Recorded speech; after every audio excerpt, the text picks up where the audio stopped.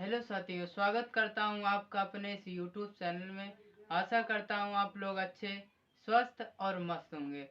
तो आज मैं एक नई वीडियो लेकर के आ चुका हूं, क्योंकि जानते हैं विज्ञान ही बुद्ध है और बुद्ध के अलावा इस धरती पर मनुष्य का जीवन का कोई अस्तित्व नहीं है। तो आइए, आज मैं बना रहा हूँ इस वीडियो को कि समाज में बहुत सारे ऐसे लोग हैं जो बहुत सारी बातों से अज्ञान है, उन्हें नहीं पता है आज दीपावली है, मनाते हैं। आखिर क्यों मनाते हैं, इसके पीछे कारण क्या है, और आज मैं बताऊंगा इस दीपावली मनाने का सही कारण क्या है। तो जैसा कि अन्य त्योहार हम मनाते हैं, लेकिन हमें उन त्योहारों के पीछे जो असली राज है, असली सत्य है, वो हमें नहीं पता। आज मैं आपको बता दूं, दीपावली, इन लोगों ने हमें हमारे ऊपर बहुत सारे, हमारे समाज के ऊपर बहुत सारे त्योहार मनाते हैं और मनाते चले आ रहे हैं। पुरानी रीति रिवाजियों को अपने सर पर ढोते चले आ रहे हैं। आखिर त्योहार के नाम से ही मैं आपको साफ कर दूं, इसका संध विच्छेद करेंगे तो त्यो धन हार, मानी त्यो माने तुम्हारी, हार माने पराजय। जिसमें तुम्हारी पराजय हो वही त्योहार होता है। अब समझो, यानी जिसमें तुम्हारी पराजय हो वही तुम्हारी हार होती है। इन लोगों ने अपने स्वार्थ बस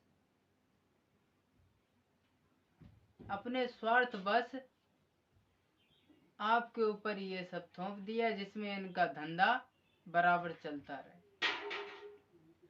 और आज मैं आपको बता दूं, दीपावली का शाब्दिक अर्थ क्या है।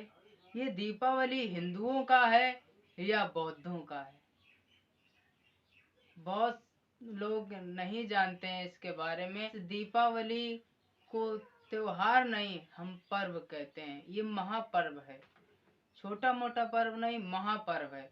आपको मैं बता दूं, जैसा कि लोग कहते हैं कि जब 14 साल के बाद में राम वनवास काट करके जब अयोध्या वापस आए थे, तो लोगों ने उनकी खुशी में शाम को दीपक जलाए थे और उनका स्वागत किया था दीपक जला करके। ऐसा सुनने को मिलता है। लेकिन जब उसमें रामायण को पूरा पढ़ा गया, देखा गया, विद्वानों ने पढ़ा और देखा गया रामायण को, तो उसमें लिखा है कि रामायण में जो राम 14 वर्ष का वनवास काट करके जब अयोध्या वापस आए थे, तो वो कब आए थे जानते हो? कि वो वैशाख के महीने में आए थे, और वैशाख के महीने में वो भी दिन में आए थे। तो एक बात आपको बता दूं, वैशाख जो होता है ये अप्रैल और मई के महीने में होता है। तो इसका मतलब हुआ कि जो ये दीपावली मनानी चाहिए, ये अप्रैल और मई में मनानी चाहिए। तो लेकिन मनाते कब हैं हम? अक्टूबर और नवंबर में। तो इससे ये साफ मतलब हो गया कि राम का इस दीपावली पर्व से कोई मतलब नहीं है। दीपावली से राम का कोई मतलब नहीं है। बौद्धों के आगे इतिहास को पढ़ा गया, तो उसमें हमें दो बातें सामने नजर आती हैं। दो बातें वो कौन सी हैं? पहली बात ये नजर में आती है कि जब तथागत गौतम बुद्ध ज्ञान को प्राप्त करके जब वापस अपने कपिल वस्तु राज्य में आते हैं, तो वो समय था कार्तिक की अमावस्या। कार्तिक की अमावस्या को वापस जब तथागत गौतम बुद्ध आए, तो लोगों ने इतने उत्साह हुए, पूरे राज्य में उन्होंने दीपक जला करके और पूरे नगर को सुशोभित किया और उनका सम्मान किया। और वास्तव में ये दीपावली वैशाखी को नहीं मनाई जाती है, बल्कि कार्तिक की अमावस्या को मनाई जाती है। आज एक तो बात ये आ गई, जब तथागत गौतम बुद्ध वापस अपने कपिलवस्तु नगर में आए तो लोगों ने उनका स्वागत किया दीप जला करके। दूसरी बात आती है सम्राट अशोक महान को। सभी जानते हैं सम्राटों में सम्राट, राजाओं में महाराजा सम्राट अशोक हुए हैं, जिन्होंने कई राज्यों पर, कई देशों पर अपनी विजय की पताका फहराई। जब उन्होंने कलिंग युद्ध के बाद में जब बौद्ध धर्म को ग्रहण किया तो उन्होंने सोचा कि मैं तथागत बुद्ध व उनके शिष्यों द्वारा जितने भी 84,000 उपदेश थे मैं उनको जीवंत करूंगा।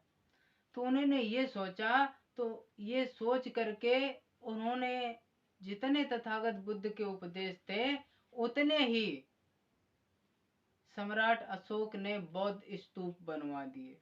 जहां जहां उनका राज्य था, जहां जहां पर उनका आधिपत्य था, उन्होंने 84,000 स्तूपों का निर्माण करवाया। जब स्तूपों का निर्माण हो गया तब सम्राट अशोक ने इनके उद्घाटन का समय सोचा। उद्घाटन का समय वही रखा जब तथागत बुद्ध वापस अपने कपिलवस्तु में लौटे थे, यानी कार्तिक अमावस्या को।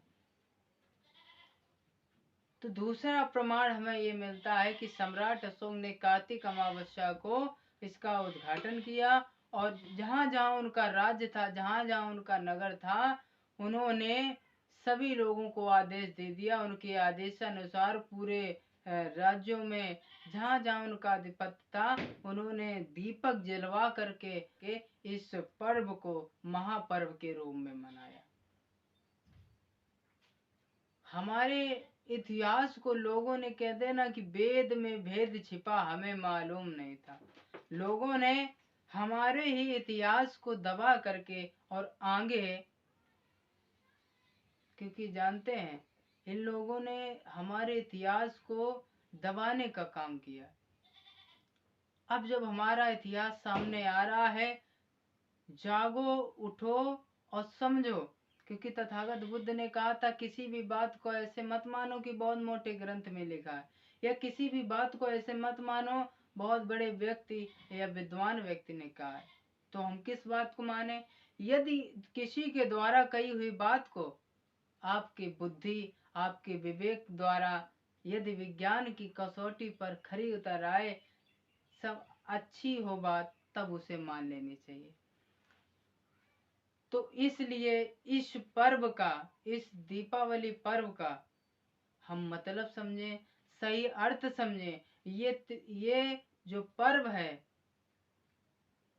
ये हिंदुओं का नहीं है, बल्कि ये बौद्धों का पर्व है, जो सम्राट अशोक ने दीपावली नहीं बल्कि दीपदान उत्सव के नाम से मनाया जाता था पहले, दीपदान उत्सव के नाम से। तो अपनी जो इतिहास है उसे जानो और समझो।